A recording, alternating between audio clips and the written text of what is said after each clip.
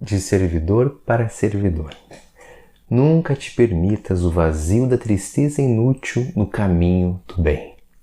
Não te fixes nos empeços da senda.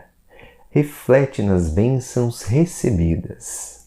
Rememora os obstáculos que passaram e pensa na alegria que o trabalho te concede. Acordaste cedo para a luta pela própria sobrevivência e bastas vezes acompanhaste os amigos nas tribulações com que se viram defrontados, partilhando-lhes a dor. O trabalho, porém, te estendeu apoio em todas as crises, trazendo-te amigos outros que te podaram as inquietações e te restituíram as forças dilapidadas para que não desfalecesses.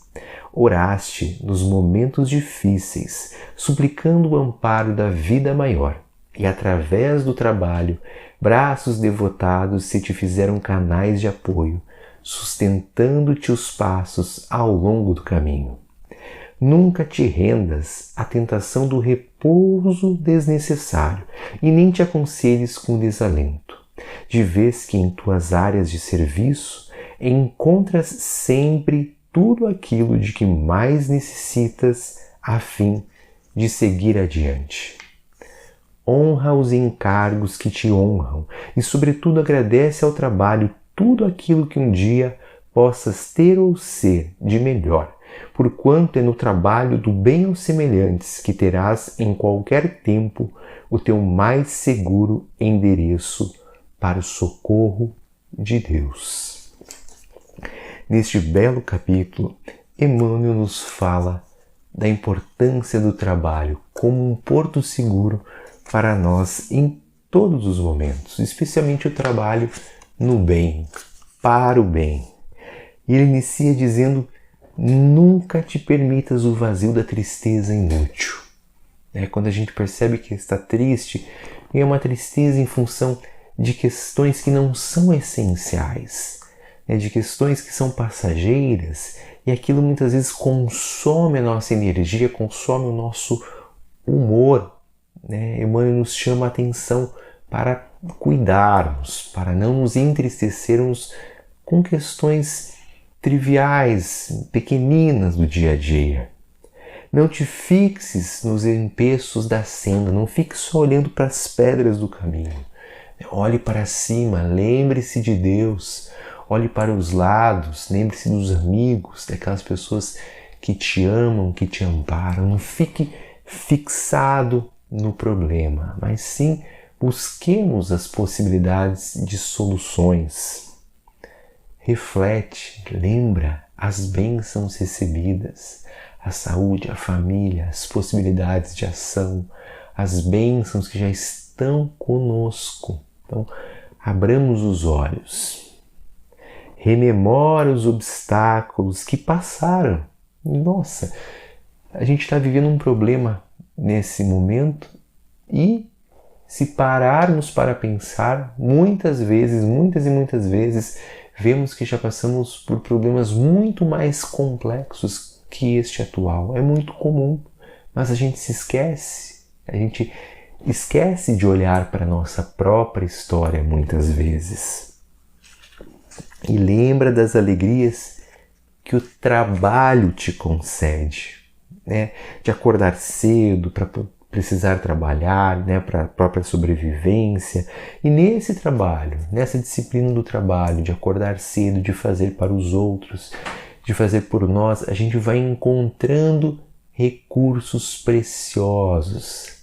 A gente vai ajudando o outro e quando nós nos damos conta, o outro está nos amparando, nos ajudando, nos aconselhando. É uma cadeia do bem. O trabalho, ele nos estende o apoio em todas as crises, trazendo-te amigos outros que te podaram, que te podam muitas vezes as inquietações, que trazem aquele alento, muitas vezes aquele consolo quando nós precisamos, que nos restituem as forças, muitas vezes só por estar ao nosso lado, nos ouvindo ou nos aconselhando. E ele nos diz: nunca te rendas à tentação do repouso desnecessário. Repouso é importante, porém, quando a gente repousa além do necessário, sem estar cansado, repousar só por repousar, a gente deixa de agir, né? A gente entra numa zona mental perigosa, né? Uma zona mental onde nós podemos ali, né, deixando de agir, né, nos conectarmos com pensamentos inferiores, né, ficarmos às vezes uma percepção errônea da vida, né? Então devemos enxergar na ação, no fazer, no trabalho, que muitas vezes não precisa ser um trabalho externo, mas uma leitura edificante, né? Assistir um programa que nos traga conteúdos que nos auxiliem a meditar, a refletir, a analisar, a conhecer, né? Então o estudo é um trabalho muito importante, de nós aproveitarmos as horas onde não precisamos fazer um trabalho, por exemplo, nosso trabalho corriqueiro, para estudar, para aprender, também é um trabalho. Cuidemos para não desperdiçarmos, não descansarmos além do necessário.